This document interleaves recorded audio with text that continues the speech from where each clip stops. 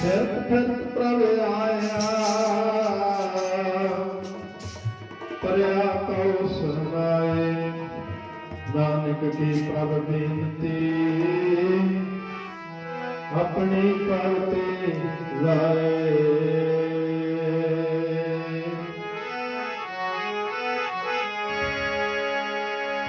फिरता फिरता मैं दुआरे तेरे आ गया अपनी भगती लाल मालका फिरता मैं दुआरे तेरे आ गया अपनी भगती लाल मालका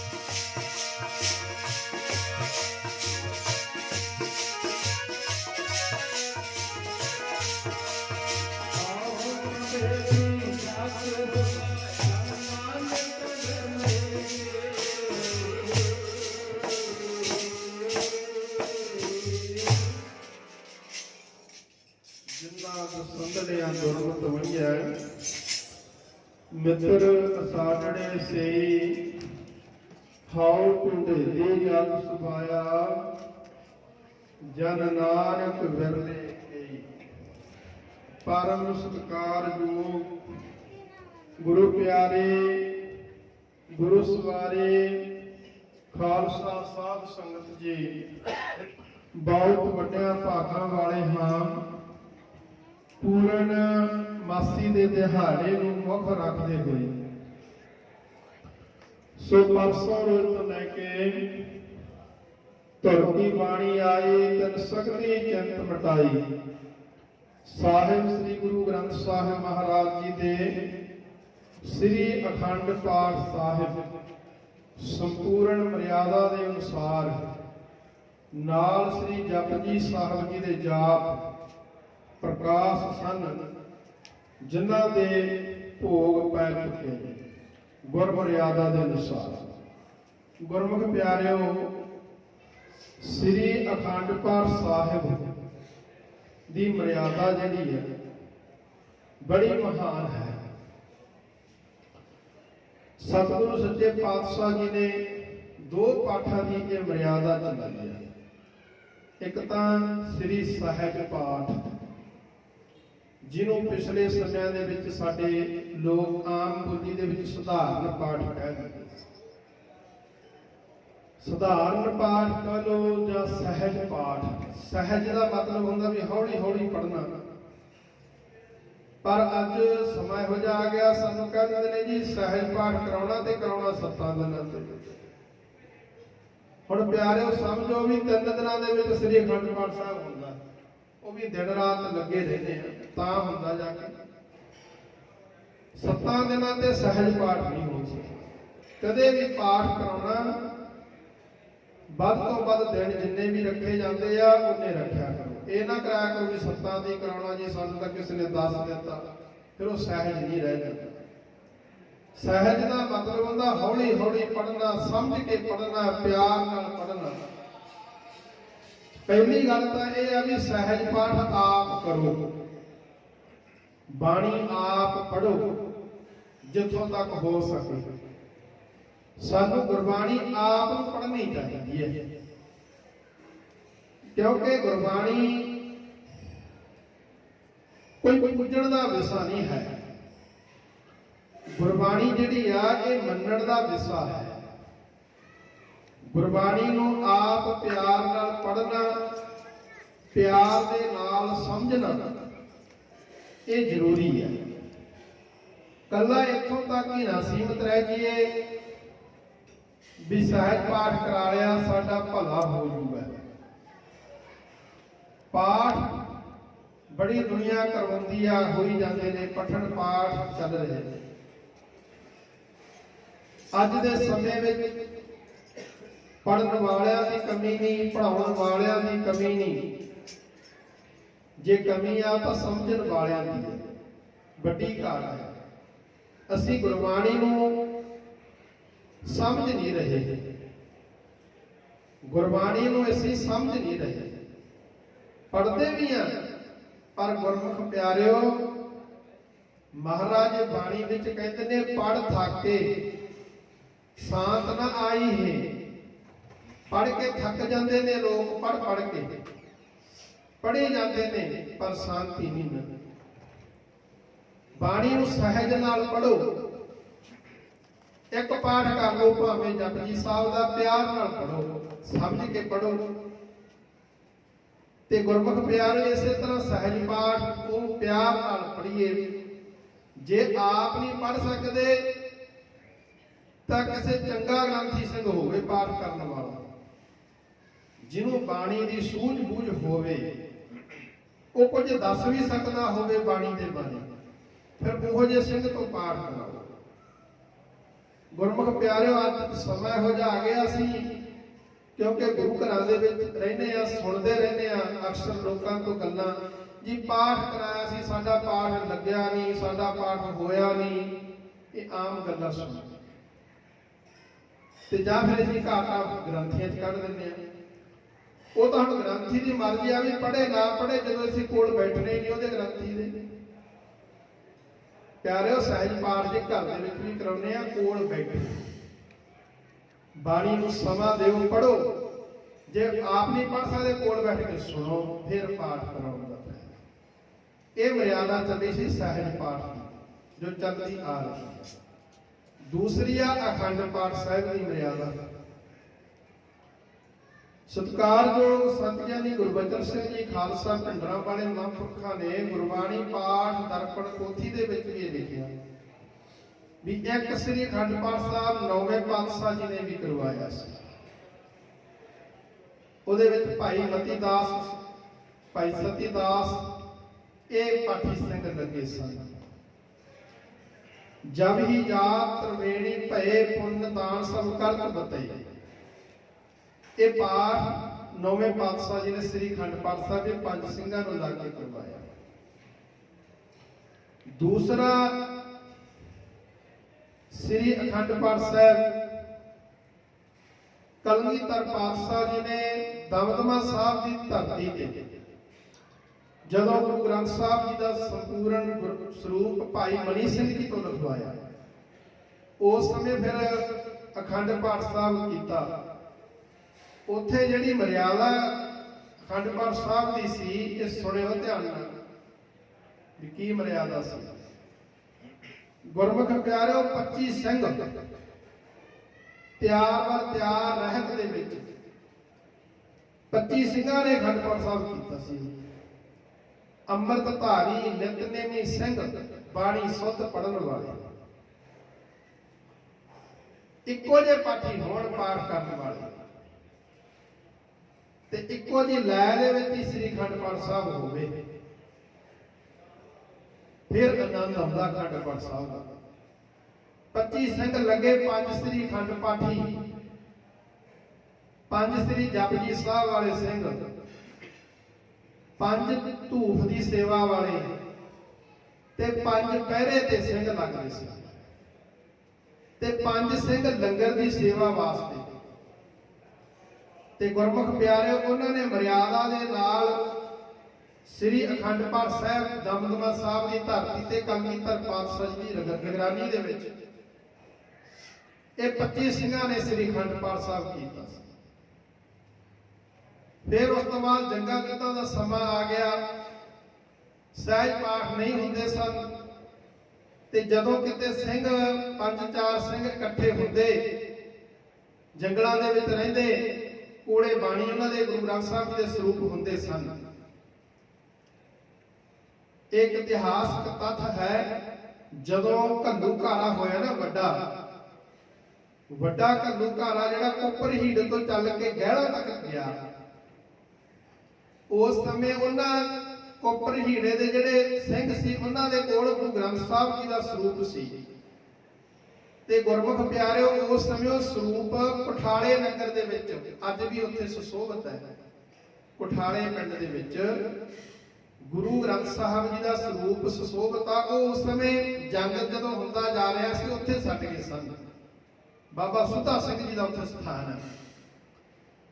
सो इस तरह जदों जंग हुंदे सन, ते ओ फिर जदों थोड़ा समा सी ते सिंह इकट्ठे हुंदे सी, जदों समा लगदा श्री अखंड पाठ साहब प्रकाश करके भोग पा लैंदे सी। इस तरह सिंह जंगा युद्धां दे विच श्री अखंड पाठ साहब करदे रहे। सो मेरा कहण तो भाव यह आ भी जिहड़ा पाठ आ ये पूरी मर्यादा के अनुसार होवे। ते गुरमुख प्यारिओ ਇਹਦਾ बड़ा ਵੱਡਾ महत्व है, फल है। कलगीधर पातशाह महाराज की यह मर्यादा चलाई गई है। सो बाणी दे जाप होए ने, आपां वड्डिआं भागां वाले हां, आपां नूं समा मिलदा, समा गुरु ने बख्शिया। देखो काम धंधे करने ने सब नहीं करने हुंदे ने, पर जिहड़ा बाणी पढ़दा सतगुरु ने साडा कोई काम चंगा हुंदा भी जिहड़ा सानूं मौका मिलदा, सतगुरु अपनी हजूरी दे विच बिठाउंदे ने। प्यारिओ सतगुरु दी गोद दे विच बैठना ਇਹ ਕੋਈ ਮਾੜੀ ਮੋਟੀ ਗੱਲ ਥੋੜੀ ਹੈ। ਪਰ ਸਾਡੇ ਅੰਦਰ ਪਿਆਰ ਹੋਵੇ ਵੀ ਹਾਂ ਇੱਕ ਰੌਲ ਲਾਉਣੀ ਆ ਤੇ ਭਾਵਨਾ ਬਣ ਜੇ ਵੀ ਗੁਰੂ ਦੀ ਖੁਸ਼ੀ ਲੈਣੀ ਆ, ਵੀ ਮੇਰਾ ਕੋਈ ਕਰਮ ਚੰਗਾ ਜਾਗ ਪਿਆ, ਵੀ ਗੁਰੂ ਦੀ ਆਵਾਜ਼ ਆਈ ਆ, ਵੀ ਬਾਣੀ ਪੜ੍ਹਨੀ ਆ ਪਿਆਰ ਦੇ ਨਾਲ 2 ਘੰਟੇ ਆਨੰਦ ਲੈਣਾ, ਰਸ ਲੈਣਾ। ਇਸ ਤਰ੍ਹਾਂ ਭਾਵਨਾ ਬਣਾ ਕੇ ਗੁਰੂ ਦੀ ਬਾਣੀ ਪੜ੍ਹੀਏ। ਫਿਰ ਗੁਰਮੁਖ ਪਿਆਰਿਓ, ਜੇ ਬਾਣੀ ਨਹੀਂ ਪੜ੍ਹ ਸਕਦੇ ਗੁਰਬਾਣੀ ਸੁਣਿਆ ਕਰੋ, ਬੜਾ ਵੱਡਾ ਮਹੱਤਵ ਹੈ।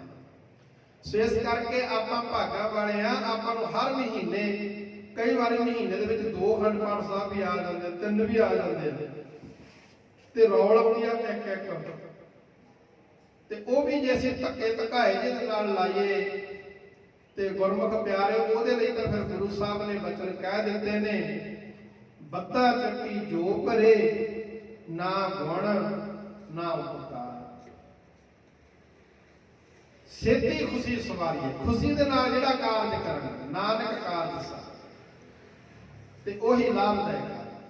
ਪਿਆਰਿਓ, ਪਿਆਰ ਨਾਲ ਬਾਣੀ ਪੜਿਆ ਕਰੋ। ਉਹ ਧੰਨਤਾ ਦੇ ਯੋਗ ਨੇ ਜਿਹੜੇ ਪਿਆਰ ਨਾਲ ਬਾਣੀ ਪੜ੍ਹ ਕੇ ਰੌਲਾ ਲਾ ਕੇ ਆਨੰਦ ਲੈਂਦੇ ਨੇ, ਸੇਵਾ ਕਰਦੇ ਨੇ।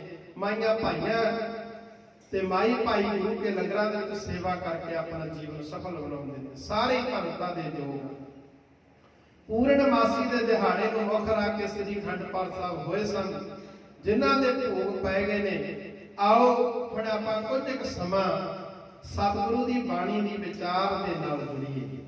ਇੱਕ ਸ਼ਬਦ ਜਿੰਨੀ ਕੁ ਮਹਾਰਾਜ ਜੀ ਮਤਬੁੱਧ ਬਖਸ਼ਿਸ਼ ਕਰਨਗੇ, ਉਸ ਸ਼ਬਦ ਦੀ ਵਿਆਖਿਆ ਜਿੰਨੀ ਕੁ ਮਹਾਰਾਜ ਜੀ ਨੇ ਮਤ ਬਖਸ਼ੀ ਹੈ। ਸੋ ਗੁਰਮੁਖ ਪਿਆਰੋ, ਆਪਾਂ ਸ਼ਬਦ ਦੀਆਂ ਪੰਕਤੀਆਂ ਨੂੰ ਸਮਝਣ ਦੀ ਕੋਸ਼ਿਸ਼ ਕਰਦੇ ਹਾਂ। ਆਓ ਪਿਆਰ ਨਾਲ ਇੱਕ ਵਾਰੀ ਸਾਰੇ ਆਖੋ ਜੀ, ਸਤਿਨਾਮ ਸ੍ਰੀ ਵਾਹਿਗੁਰੂ ਜੀ। ਵਾਹਿਗੁਰੂ ਸਾਹਿਬ ਜੀ। ਸ਼ਲੋਕ ਮਹਲਾ ਤੀਜਾ। ਇਹ ਤੀਜੇ ਪਾਤਸ਼ਾਹ ਮਹਾਰਾਜ ਜੀ ਦਾ ਸ਼ਬਦ ਹੈ ਸ੍ਰੀ ਰਾਗ ਦੀ ਵਾਰ ਦੇ ਵਿੱਚ। ਤੀਜੇ ਪਾਤਸ਼ਾਹ ਮਹਾਰਾਜ ਜੀ ਦੇ ਮੁਖਾਰ ਵਿੰਦ ਤੋਂ ਉਚਾਰਨ ਕੀਤਾ ਹੋਇਆ ਪਾਵਨ ਪਵਿੱਤਰ ਸ਼ਬਦ ਹੈ। ਮਹੱਲੇ ਦਾ ਅਰਥ ਹੁੰਦਾ ਸਰੀਰ। ਜਿੱਥੇ ਮਹੱਲਾ ਤੀਜਾ ਰਾਜੇ ਨੇ, ਉਹਦਾ ਭਾਵ ਤੀਜੇ ਪਾਤਸ਼ਾਹ ਮਹਾਰਾਜ ਜੀ ਦਾ ਸ਼ਬਦ। ਜੇ ਮਹੱਲਾ ਚੌਥਾ ਹੋਵੇ, 9ਵਾਂ ਹੋਵੇ, ਉਹਦਾ ਭਾਵ ਉਹ ਲੈ ਲੈਣਾ ਵੀ ਇਹ 9ਵੇਂ ਗੁਰੂ ਦੀ ਬਾਣੀ ਹੈ। ਜੇ ਮਹੱਲਾ 5ਵਾਂ ਤਾਂ 5ਵੇਂ ਗੁਰੂ ਦੀ ਬਾਣੀ। ਜੇ ਪਾਤਸ਼ਾਹੀ 10 ਲਿਖਿਆ ਤਾਂ ਉਹਦਾ ਮਤਲਬ ਆ ਵੀ ਇਹ 10ਵੇਂ ਪਾਤਸ਼ਾਹ ਜੀ ਦੀ ਬਾਣੀ ਹੈ। ਪਰ ਪਾਤਸ਼ਾਹੀ 10 ਨਹੀਂ ਕਹਿਣਾ। ਜੇ ਕਿਤੇ ਲਿਖਿਆ ਹੋਵੇ ਪਾਤਸ਼ਾਹੀ 10ਵੀਂ ਵਾਵੇ ਦੇ ਨਾਲ, ਜਿਹੜਾ ਆਪਾਂ ਮਹੱਲਾ ਕਹਿੰਦੇ ਆ ਉੱਥੇ ਅਧਿਕ ਨਹੀਂ ਲੱਗਿਆ ਹੁੰਦਾ, ਪਰ ਮਹੱਲਾ ਹੀ ਉਚਾਰਨ ਕਰਨਾ ਹੁੰਦਾ। ਕਈ ਮਹਿਲਾ ਕਹਿੰਦੇ ਨੇ, ਮਹਿਲਾ ਨਹੀਂ ਪੜ੍ਹਨਾ, ਮਹੱਲਾ ਹੀ ਕਹਿਣਾ ਹੁੰਦਾ। ਤੇ ਮਹੱਲਾ ਪਹਿਲਾ, ਕਈ ਵਾਰੀ ਆਪਾਂ ਕਹਿੰਦੇ ਮਹੱਲਾ ਪਹਿਲਾ, ਪਹਿਲਾ ਨਹੀਂ ਪਹਿਲਾ। ਪੱਪਾ ਹਾਹੇ ਨੂੰ ਸਿਹਾਰੀ ਲਾ ਕੇ ਡੰਡੇ ਨੂੰ ਕਰਨਾ, ਪਹਿਲਾ। ਮਹੱਲਾ ਦੂਜਾ, ਮਹੱਲਾ ਤੀਜਾ, ਮਹੱਲਾ ਚੌਥਾ, ਮਹੱਲਾ ਪੰਜਵਾਂ। ਇੱਥੇ ਵੀ ਮਹੱਲਾ ਪੰਜਵਾਂ ਨਹੀਂ ਕਹਿਣਾ ਹੁੰਦਾ, ਕਿਉਂਕਿ ਇਹ ਤਾਂ ਦੱਸ ਰਿਹਾ ਮੈਂ ਵੀ ਜਿਹੜੇ ਬਾਣੀ ਪੜ੍ਹਦੇ ਨੇ, ਪਾਠ ਕਰਦੇ ਨੇ, ਉਹ ਧਿਆਨ ਨਾਲ ਸੁਣੋ ਵੀ ਮਹੱਲਾ ਪੰਜਵਾਂ ਨਹੀਂ ਕਹਿਣਾ, ਮੰਮੇ ਦੇ ਨਾਲ ਨਹੀਂ ਉਚਾਰਨ ਕਰਨਾ। ਮਹੱਲਾ ਪੰਜਵਾਂ ਵਾਵੇ ਦੇ ਨਾਲ। ਤੇ ਜਿੱਥੇ ਮਹੱਲਾ 9 ਲਿਖਿਆ ਅੰਕ ਆ ਜੇ, ਉਹਨੂੰ ਮਹੱਲਾ ਨਾਵਾ, ਮਹੱਲਾ 9ਵਾਂ ਨਹੀਂ ਕਹਿਣਾ ਕਿਤੇ, ਮਹੱਲਾ ਨਾਵਾ ਜਾਂ 9ਵਾਂ ਕਹਿ ਸਕਦੇ ਹੋ, ਪਰ 9ਵਾਂ ਨਹੀਂ ਕਹਿਣਾ। 9ਵਾਂ ਤੇ ਜਾਂ ਨਾਵਾ, ਇਹ ਸ਼ਬਦ ਅਸੀਂ ਵਰਤ ਸਕਦੇ ਹਾਂ। ਸੋ ਇਸ ਤਰ੍ਹਾਂ ਅੱਗੇ ਸਤਿਗੁਰੂ ਮਹਾਰਾਜ ਧੰਨ ਗੁਰੂ ਅਮਰਦਾਸ ਮਹਾਰਾਜ ਜੀ ਉਚਾਰਨ ਕਰਦੇ ਹਨ। ਆਪਣੇ ਪ੍ਰੀਤਮ ਮਿਲ ਰਹਾ, ਅੰਤਰ ਰੱਖਾ ਪੁਰਧਾਰ। ਇੱਥੇ ਮਨ ਨੂੰ ਸੰਬੋਧਨ ਕਰਕੇ ਮਹਾਰਾਜ ਇਸ ਸ਼ਬਦ ਵਿੱਚ ਕਹਿ ਰਹੇ ਨੇ, ਗੱਲ ਕਰਦੇ ਨੇ ਜੀਵ ਰੂਪ ਇਸਤਰੀ ਦੀ, ਸਾਡੇ ਅੰਦਰ ਦੀ ਗੱਲ ਹੈ। ਆਪਣੇ ਅੰਦਰ ਕਹਿੰਦੇ ਮਨ ਦੇ ਵਿੱਚ ਤਾਂਘ ਹੋਵੇ ਪ੍ਰੀਤਮ ਪਿਆਰੇ ਪਰਮੇਸ਼ਰ ਵਾਹਿਗੁਰੂ ਨੂੰ ਮਿਲਣ ਦੀ। ਉਹਨੂੰ ਹਿਰਦੇ ਦੇ ਵਿੱਚ ਤਾਂਘ ਉੱਠਣੀ ਚਾਹੀਦੀ ਹੈ। ਕਹਿੰਦੇ ਜਿਹਦੇ ਹਿਰਦੇ ਦੇ ਵਿੱਚ ਤਾਂ ਉੱਠਦੀ ਆ ਨਾ, ਤੇ ਉਹਨੂੰ ਫਿਰ ਜਿਹੜੇ ਰੱਬ ਦੇ ਪਿਆਰੇ ਹੁੰਦੇ ਨੇ ਉਹ ਮਿਲ ਜਾਂਦੇ ਨੇ। ਮਹਾਂਪੁਰਖ ਇਹ ਧਾਰਨਾ ਇਸ ਤਰ੍ਹਾਂ ਪੜ੍ਹਦੇ ਹੁੰਦੇ ਸਨ। ਇੱਕ ਵਾਰੀ ਦੁਆ ਬਾਜੀ ਦਿਲ ਵਿੱਚ ਹੋਵੇ ਤਾਂ ਪਿਆਰੇ ਮਿਲਦੇ ਨੇ, ਦਿਲ ਵਿੱਚ ਹੋਵੇ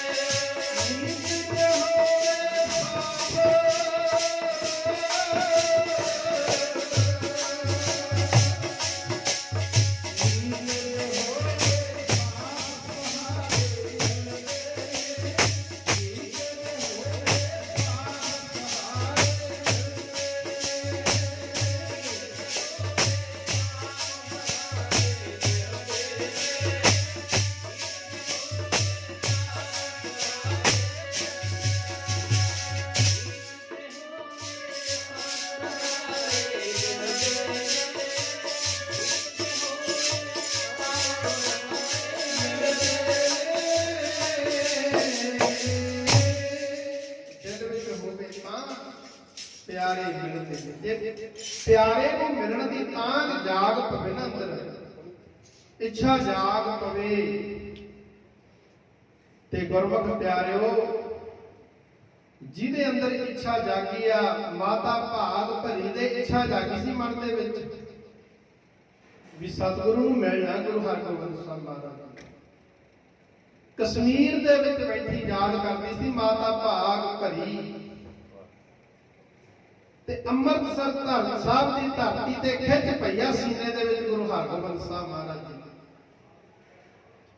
ਉਹ ਖਿੱਚ ਤਾਂਗ ਗੁਰੂ ਹਰਗੋਬਿੰਦ ਸਾਹਿਬ ਪਾਤਸ਼ਾਹ ਜੀ ਨੂੰ ਕਸ਼ਮੀਰ ਦੀ ਧਰਤੀ ਤੇ ਲੈ ਯਾਦ ਕੀਤਾ ਛੇਵੇਂ ਪਾਤਸ਼ਾਹ ਮਹਾਰਾਜ ਜੀ ਨੂੰ, ਤੇ ਮਹਾਰਾਜ ਨੇ ਉੱਥੇ ਜਾ ਕੇ ਇੱਛਾ ਪੂਰੀ ਕੀਤੀ ਕਸ਼ਮੀਰ ਦੀ ਧਰਤੀ। ਦਿਲ ਵਿੱਚ ਤਾਂਗ ਜਾਗੀ ਭਾਈ ਰੂਪੇ ਤੇ ਸਾਧੇ ਦੇ ਖੇਤਾਂ ਦੇ ਵਿੱਚ ਕੰਮ ਕਰਦੇ ਆ, ਠੰਡਾ ਜਲ ਰੱਖਿਆ।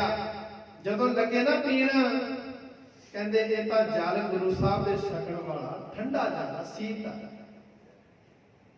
ਮਨ ਦੇ ਵਿੱਚ ਤਾਂ ਇੱਛਾ ਹੋਈ ਇਹ ਜਲ ਗੁਰੂ ਹਰਗੋਬਿੰਦ ਸਾਹਿਬ ਛਕਣ। ਉਹ ਮੀਰੀ ਪੀਰੀ ਦੇ ਮਾਲਕ ਘੋੜੇ ਤੇ ਸਵਾਰ ਹੋ ਕੇ ਤੇ ਗੁਰਮੁਖ ਪਿਆਰੇ ਉਹਨਾਂ ਦੀ ਇੱਛਾ ਪੂਰੀ ਕਰਨ ਵਾਸਤੇ ਭਾਈ ਕੀ ਡੋਲੀ ਉੱਥੋਂ ਸਤਿਗੁਰੂ ਸੱਚੇ ਪਾਤਸ਼ਾਹ ਮਹਾਰਾਜ ਚੱਲ ਕੇ ਗਏ ਭਾਈ ਕੀ ਡੋਲੀ ਤੋਂ।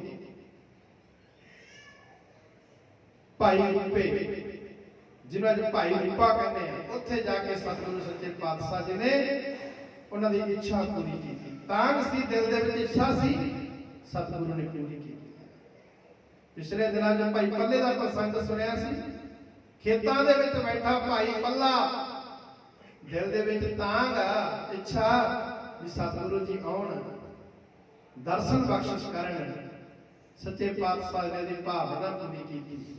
ਦਿਲ ਦੇ ਵਿੱਚ ਤਾਂਗ ਸੀ, ਇੱਛਾ ਸੀ, ਨੀਤ ਸਾਫ਼ ਸੀ। ਸੱਚੇ ਪਾਤਸ਼ਾਹ ਨੇ ਰਹਿਮਤਾਂ ਜਾ ਕੇ ਵਰਸਾ ਦਿੱਤੀਆਂ। ਗੁਰੂ ਹਰਗੋਬਿੰਦ ਸਾਹਿਬ ਪਾਤਸ਼ਾਹ ਜੀ ਨੇ ਆਪ ਦਰਸ਼ਨ ਬਖਸ਼ੇ।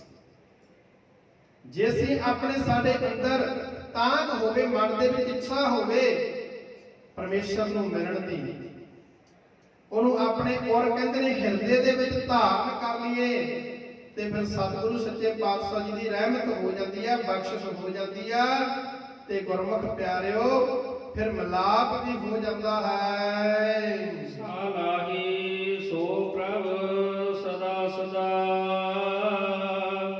ਗੁਰ ਕੈ ਹਿਤ ਪਿਆਰ। ਕਹਿੰਦੇ ਉਸ ਵਾਹਿਗੁਰੂ ਪ੍ਰਮਾਤਮਾ ਨੂੰ ਮਨ ਕਰਕੇ ਸਲਾਹੀਏ, ਤਨ ਕਰਕੇ ਸਲਾਹੁਣਾ ਕਰੀਏ। ਸਾਲਾਹੀ ਸਾਲਾਹੀ ਉਸ ਵਾਹਿਗੁਰੂ ਪ੍ਰਮਾਤਮਾ ਨੂੰ ਸਲਾਹੁਣੇ ਯੋਗ ਪਰਮੇਸ਼ਰ ਜਿਹੜਾ ਹੈ ਉਹਨੂੰ ਹਰ ਵਾਰ ਸਵਾਸ ਸਵਾਸ ਸਲਾਹੁਣਾ ਕਰੀਏ।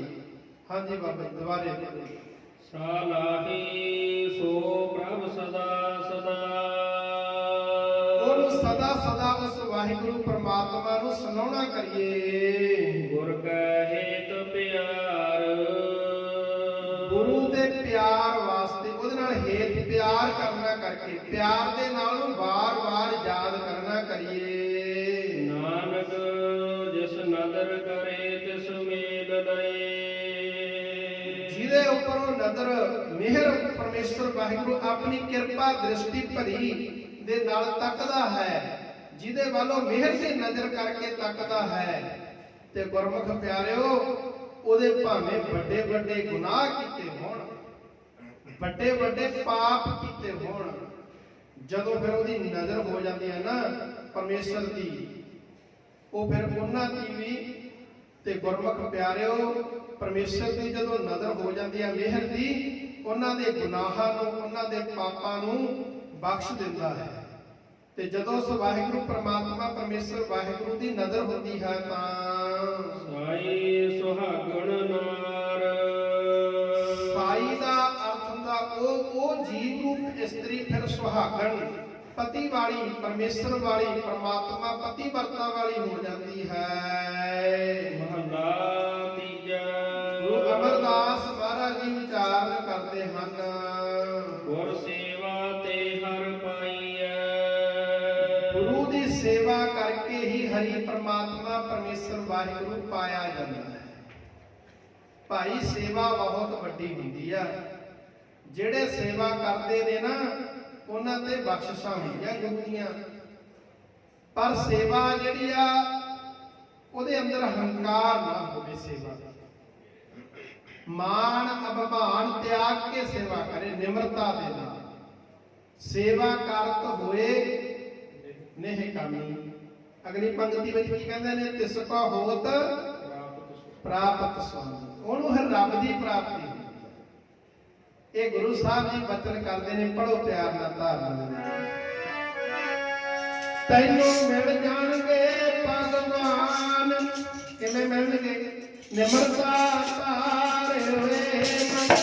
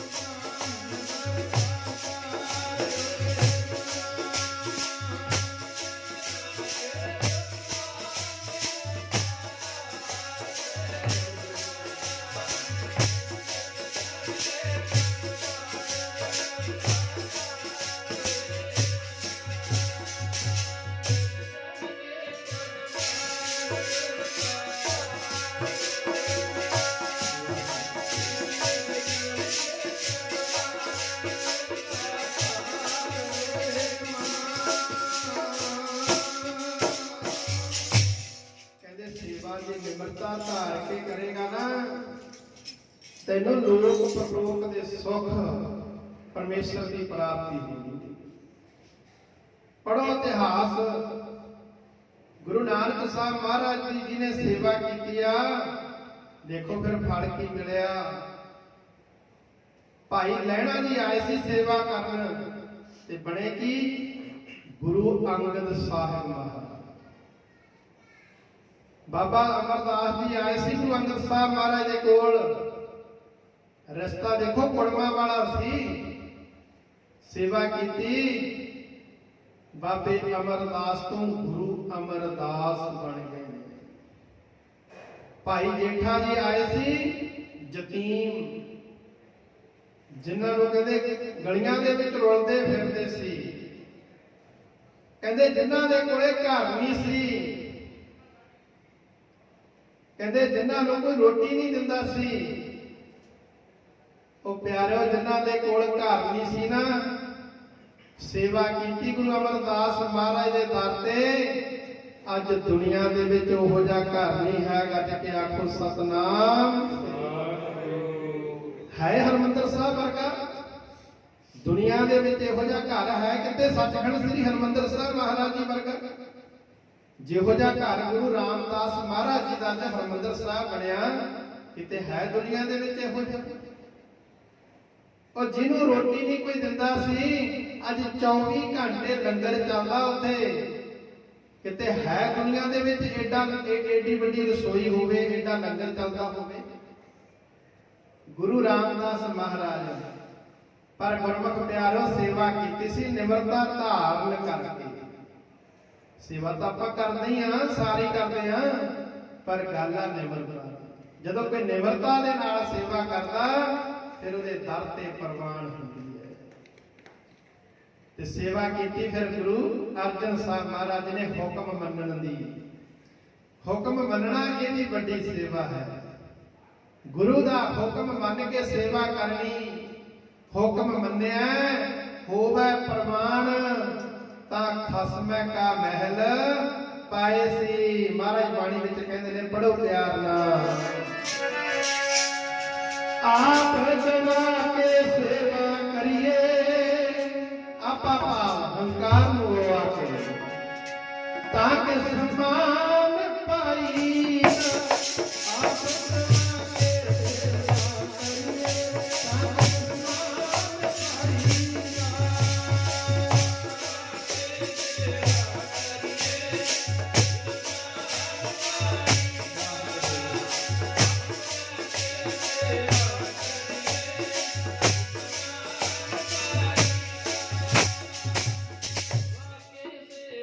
करिए, ताकि सम्मान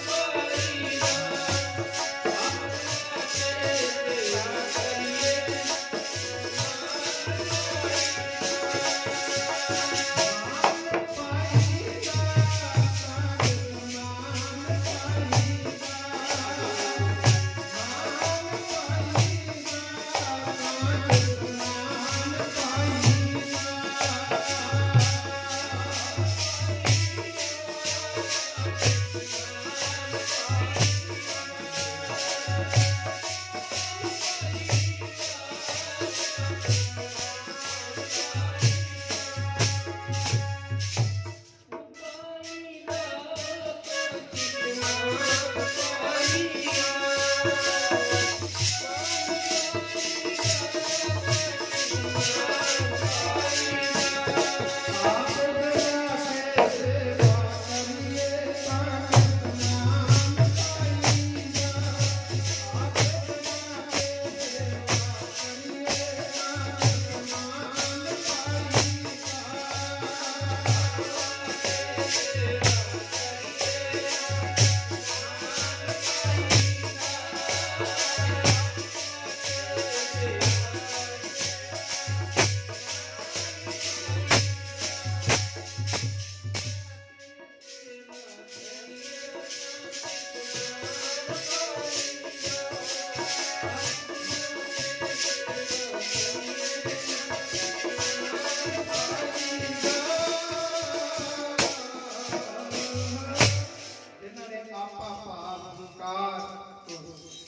ਰਹਿਤ ਹੋ ਕੇ ਸੇਵਾ ਕੀਤੀ ਆ, ਉਹਨਾਂ ਨੂੰ ਮਾਣ ਮਿਲਦਾ ਇਸ ਲੋਕ ਵਿੱਚ ਵੀ ਤੇ ਪਰਲੋਕ ਵਿੱਚ ਵੀ।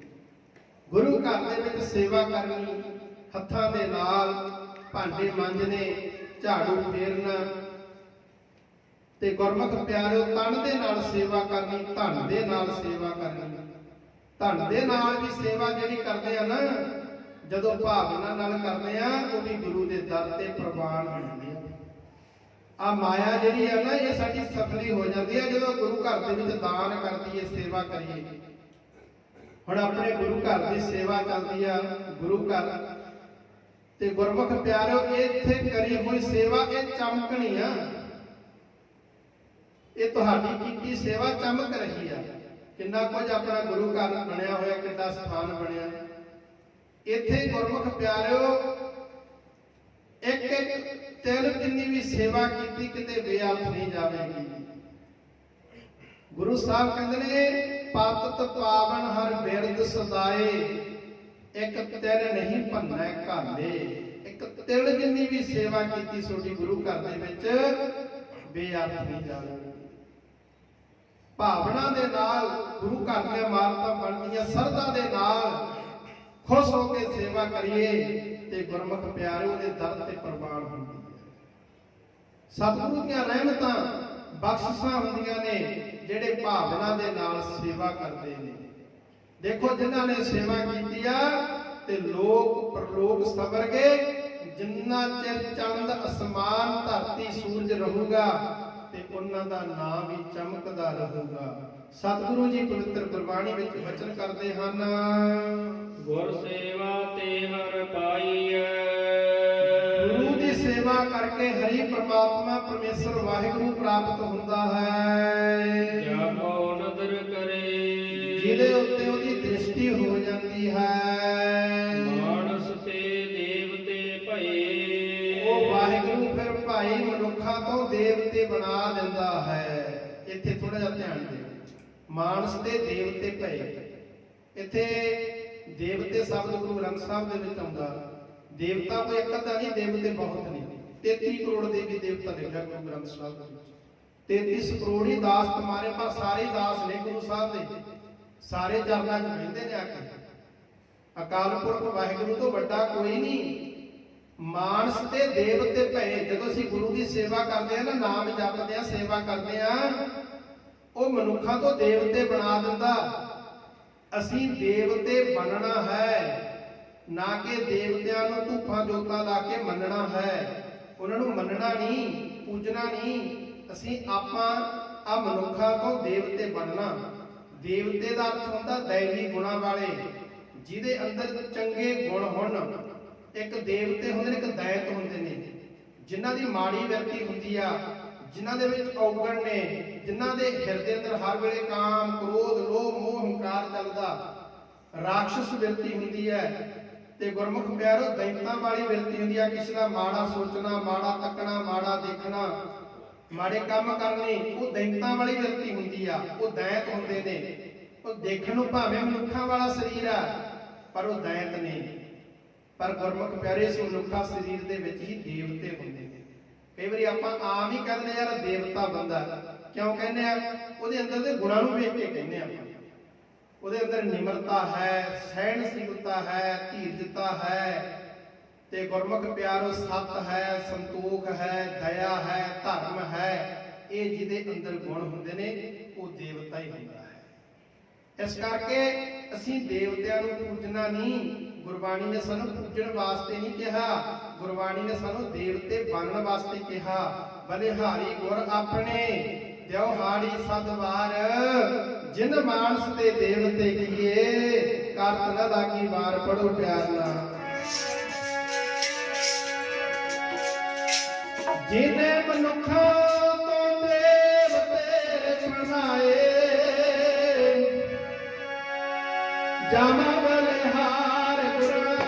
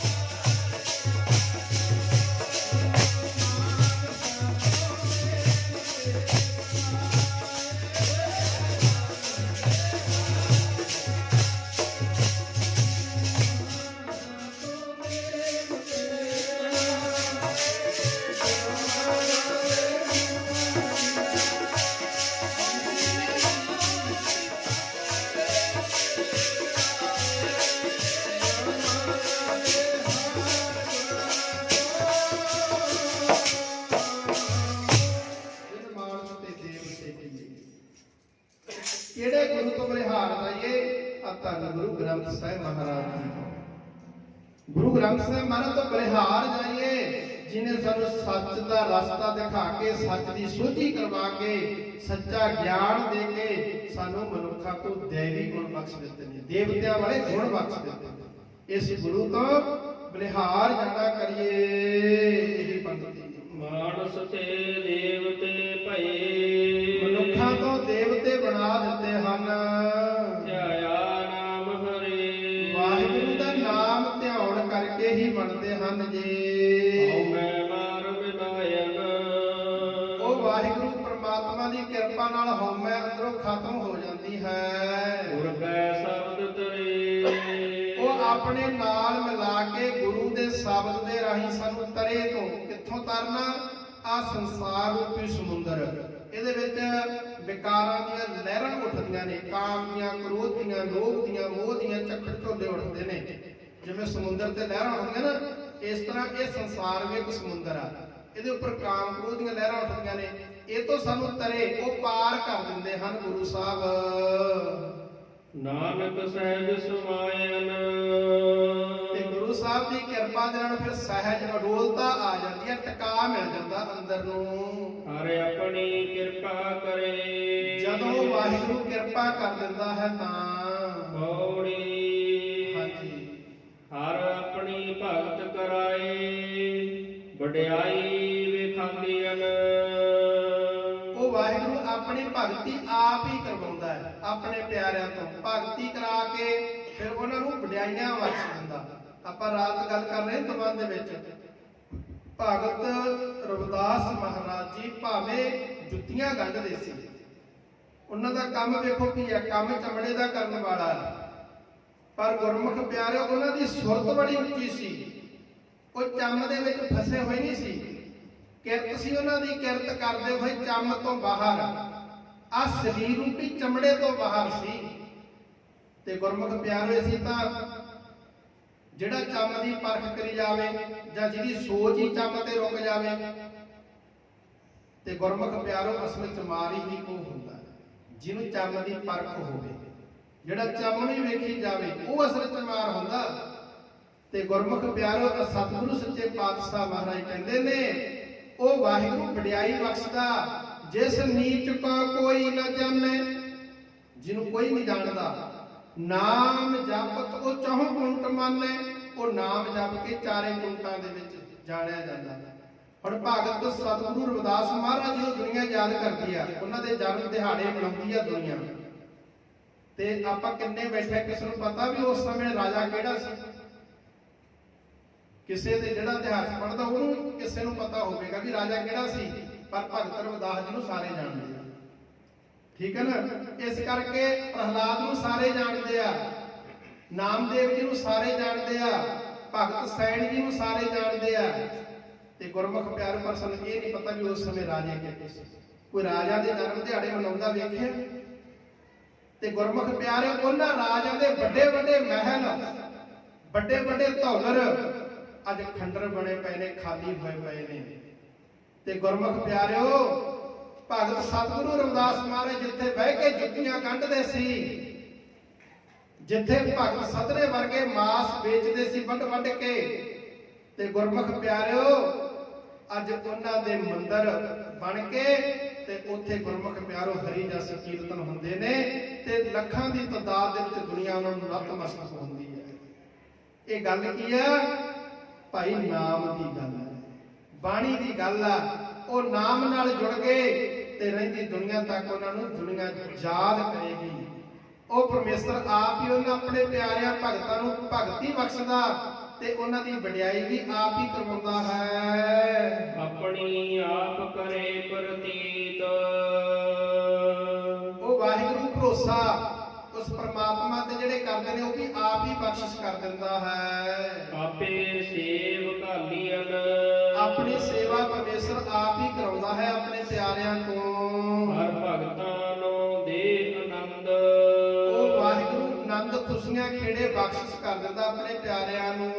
ਫਿਰ ਘਰੀ ਬਹਾਲਿਆਨ, ਉਹਨਾਂ ਨੂੰ ਥਿਰ ਘਰੀ ਹਿਰਦੇ ਰੂਪੀ ਘਰ ਦੇ ਵਿੱਚ ਫਿਰ ਟਿਕਾ ਬਖਸ਼ ਕਰਦਾ, ਬਹਾਲ ਬਿਠਾ ਦਿੰਦਾ ਹੈ। ਪਾਪੀਆਂ ਨੂੰ ਨਾ ਦੇਈ ਥਿਰ ਰਹਿਣ। ਜਿਹੜੇ ਪਾਪੀ ਬੰਦੇ ਹੁੰਦੇ ਆ ਨਾ, ਉਹਨਾਂ ਨੂੰ ਫਿਰ ਟਿਕਾ ਨਹੀਂ ਹੁੰਦਾ। ਪਾਪੀਆਂ ਨੂੰ ਨਾ ਦੇਈ ਥਿਰ ਰਹਿਣ। ਉਹਨਾਂ ਦਾ ਜਿਹੜਾ ਹਿਰਦੇ ਰੂਪੀ ਘਰ ਆ ਉਹ ਤੜਫਦਾ ਰਹਿੰਦਾ। ਉਹ ਭਾਵੇਂ ਏਸੀ ਕਮਰੇ ਦੇ ਵਿੱਚ ਪਿਆ, ਗੁਰਮੁਖ ਪਿਆਰੇ, ਉੱਥੇ ਵੀ ਨਾ ਫਿਰ ਉਹ ਗੋਲੀਆਂ ਲੈ ਕੇ ਸੌਂਦਾ, ਕਿਤੇ ਕਾਸ ਦੀ ਗੋਲੀ, ਕਿਉਂਕਿ ਅੰਦਰ ਤੜਫ ਹੀ ਜਾਂਦਾ। ਜਿਵੇਂ ਭੱਠੀ ਤੇ ਦਾਣੇ ਭੁੰਨਦੇ ਆ, ਦਾਣੇ ਮੁੜਕਦੇ, ਇਸ ਤਰ੍ਹਾਂ ਜਦੋਂ ਅਸੀਂ ਜਿਹੜੇ ਬੰਦੇ ਨੇ ਕੋਈ ਮਾੜਾ ਕੰਮ ਨਹੀਂ ਕਰਨਾ, ਉਹਨੂੰ ਸ਼ਾਂਤੀ ਹੈ, ਉਹਨੂੰ ਸਹਿਜ ਹੈ। ਤੇ ਇਸ ਕਰਕੇ ਸਤਿਗੁਰੂ ਜੀ ਕਹਿੰਦੇ ਜਿਹੜੇ ਪਾਪੀ ਬੰਦੇ ਹੁੰਦੇ ਨੇ ਨਾ, ਉਹਨਾਂ ਨੂੰ ਉਹ ਟਿਕਾ ਨਹੀਂ ਬਖਸ਼ਦਾ ਪਰਮੇਸ਼ਰ। ਚੁਣ ਨਰਕ ਘੋਰ ਚਾਲੀਆਂ। ਉਹਨਾਂ ਨੂੰ ਫਿਰ ਚੁਣ ਕੇ ਪ੍ਰਮਾਤਮਾ ਚੱਕਦਾ ਤੇ ਨਰਕਾਂ ਦੇ ਵਿੱਚ ਸੁੱਟ ਦਿੰਦਾ ਹੈ। ਹਰ ਭਗਤਾਂ ਨੂੰ ਦੇ ਪਿਆਰ।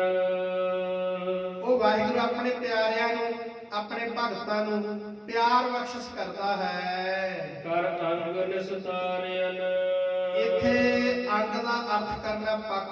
ਉਹ ਫਿਰ ਪ੍ਰਮਾਤਮਾ ਪਰਮੇਸ਼ਰ ਜਿਹੜਾ ਉਹ ਆਪਣੇ ਪਿਆਰਿਆਂ ਦਾ ਪੱਖ ਕਰਦਾ ਹੈ, ਆਪਣੇ ਪਿਆਰਿਆਂ ਦੀ ਪੈਜ ਰੱਖਦਾ ਹੈ। ਉਹ ਕਿਉਂਕਿ ਹਰ ਯੁੱਗ ਦੇ ਵਿੱਚ ਆਪਣੇ ਪਿਆਰਿਆਂ ਦੀ ਪੈਜ ਰੱਖਦਾ ਆਇਆ ਹੈ। ਆ ਇੱਕ ਧਾਰਨਾ ਪੜ੍ਹ ਕੇ ਸਮਾਪਤੀ ਕਰਦੇ ਹਾਂ। ਪੈਜ ਰੱਖਦਾ ਆਇਆ ਜੀ ਜੋ ਰੋਜ਼ ਭਗਤਾਂ ਦੀ।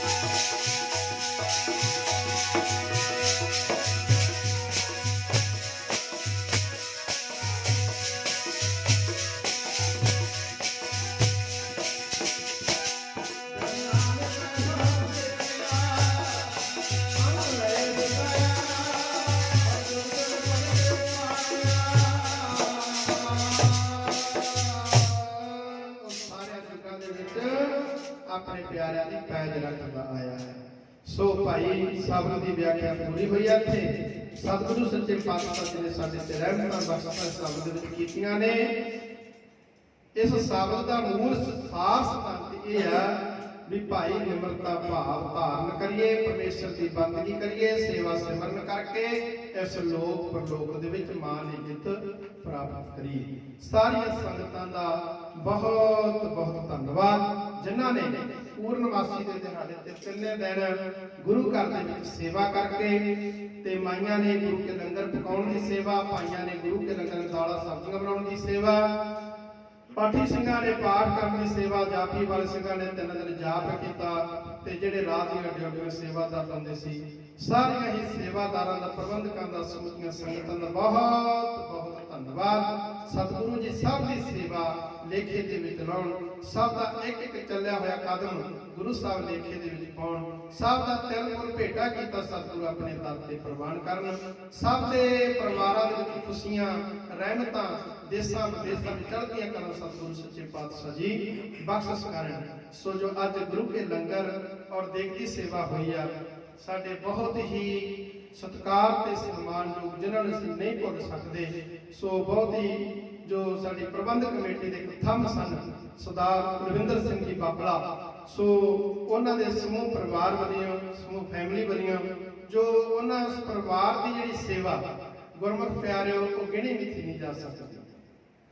ਕੋਈ ਵੀ ਕਾਰਜ ਗੁਰੂ ਘਰ ਦਾ ਹੁੰਦਾ, ਹਰ ਇੱਕ ਕਾਰਜ ਦੇ ਵਿੱਚ ਸਭ ਤੋਂ ਵੱਧ ਉਹ ਸੇਵਾ ਕਰਦੇ ਨੇ। ਪਰਿਵਾਰ ਗੁਰੂ ਘਰ ਦੇ ਨਾਲ ਜੁੜਿਆ ਹੋਇਆ, ਗੁਰੂ ਸਾਹਿਬ ਦੀ ਸੇਵਾ ਕਰਦੇ ਨੇ। ਸੋ ਧੰਨਤਾ ਦੇ ਯੋਗ ਆ ਪਰਿਵਾਰ। ਸੋ ਉਸ ਪਰਿਵਾਰ ਵੱਲੋਂ, ਸੋ ਸਾਰੀ ਫੈਮਿਲੀ ਵੱਲੋਂ ਗੁਰੂ ਕੇ ਲੰਗਰ ਔਰ ਦੇਗ ਦੀ ਸੇਵਾ ਕਰਵਾਈ ਗਈ ਆ। ਸਤਿਗੁਰੂ ਸੱਚੇ ਪਾਤਸ਼ਾਹ ਜੀ ਕਿਰਪਾ ਕਰਨ। ਸਤਿਕਾਰਯੋਗ ਭਾਈ ਕੁਲਵਿੰਦਰ ਸਿੰਘ ਜੀ ਬਾਬਲਾ ਉਹਨਾਂ ਦੇ ਸਮੂਹ ਪਰਿਵਾਰ ਨੂੰ ਚੜ੍ਹਦੀਆਂ ਕਲਾਂ, ਹਰ ਮੈਦਾਨ ਫਤਿਹ, ਤੰਦਰੁਸਤੀਆਂ, ਉਹਨਾਂ ਦੇ ਬੱਚਿਆਂ ਨੂੰ ਚੜ੍ਹਦੀਆਂ ਕਲਾਂ, ਦਿਨ ਦੁੱਗਣੀਆਂ ਰਾਤ ਚੌਗਣੀਆਂ ਤਰੱਕੀਆਂ ਬਖਸ਼ਿਸ਼ ਕਰਨ। ਇਸੇ ਤਰ੍ਹਾਂ ਗੁਰੂ ਘਰ ਦੇ ਨਾਲ ਪਿਆਰ ਤੇ ਗੁਰਮੁਖ ਪਿਆਰਿਓ ਸਤਿਗੁਰੂ ਜੀ ਬਖਸ਼ਿਸ਼ ਕਰਨ ਬਣਿਆ ਰਹੇ ਤੇ ਨਾਮ ਦੀਆਂ ਦਾਤਾਂ ਬਖਸ਼ਿਸ਼ ਕਰਨ ਸਤਿਗੁਰੂ ਸੱਚੇ ਪਾਤਸ਼ਾਹ ਮਹਾਰਾਜ। ਸੋ ਸਾਰੀਆਂ ਸੰਗਤਾਂ ਦਾ ਬਹੁਤ ਬਹੁਤ ਧੰਨਵਾਦ ਕਰਦੇ ਹਾਂ। ਬਾਕੀ ਦੇ ਜੋ ਪ੍ਰੋਗਰਾਮ ਨੇ ਉਸ ਪ੍ਰਕਾਰ ਨਾਲ ਸੈਕਟਰੀ ਸਾਹਿਬ ਜੀ ਦੱਸਣਗੇ। ਸੋ ਸਾਰੀਆਂ ਸੰਗਤਾਂ ਦਾ ਧੰਨਵਾਦ। ਆਓ ਸ੍ਰੀ ਅਨੰਦ ਸਾਹਿਬ ਜੀ ਦਾ ਪਾਠ ਕਰਕੇ ਸਮਾਪਤੀ ਕਰੀਏ। ਰਾਮ ਕਲੀ ਮਹੱਲਾ ਤੀਜਾ। ਆਨੰਦ ਕੇ ਓੰਕਾਰ ਸਤਿਗੁਰ ਪ੍ਰਸਾਦ।